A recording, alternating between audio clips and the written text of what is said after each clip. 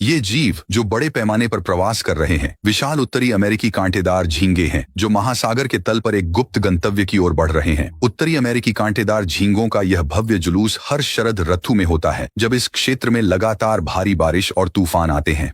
ठंडा मौसम इन विशाल महासागरीय जीवों को सक्रिय कर देता है। शक्तिशाली तरंगों के प्रभाव में ये उत्तरी अमेरिकी कांटेदार झींगे अपने छिपने के स्थानों से बाहर आ जाते हैं। ठंडे मौसम से बचने के लिए वे इकट्ठा होकर गर्म पानी की ओर प्रवास की तैयारी करते हैं। इस अद्भुत व्यवहार को रिकॉर्ड करने के लिए वैज्ञानिकों ने उनके समूह में एक रोबोटिक जासूस लॉबस्टर भेजा।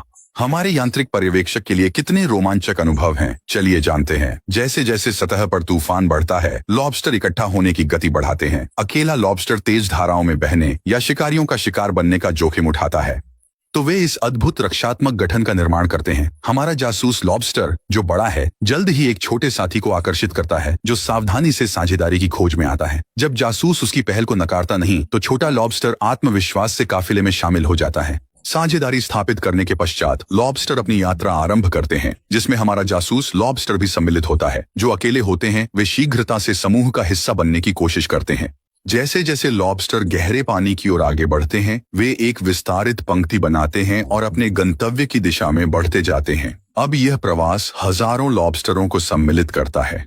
कोई नहीं रुकता। रुकना मतलब मृत्यु। वे घर्षण घटाने और दिशा बनाए रखने के लिए सीधी रेखा में चलते रहते हैं। लेकिन समस्या तब आती है जब हमारे जासूस लॉबस्टर की बैटरियां कमजोर हो जाती हैं, जिससे वह झुंड से पीछे रह जाता है जो सिर्फ अपने गंतव्य पर पहुंचने पर ध्यान दे रहा है।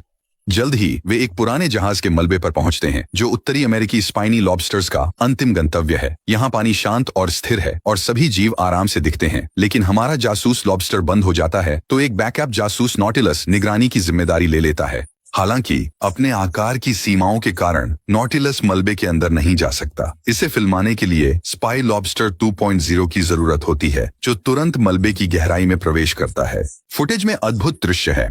हर दरार में कई लॉबस्टर भरे हैं। बाजार मूल्य के अनुसार यह लॉबस्टर समूह कम से कम $100 का होगा। केकड़ा चचेरे भाइयों के विपरीत इन लॉबस्टरों के पास बड़े रक्षात्मक पंजे नहीं होते, जिससे जहाज के मलबे का सुरक्षित आंतरिक भाग उनके लिए सर्दियों का आदर्श आश्रय बनता है।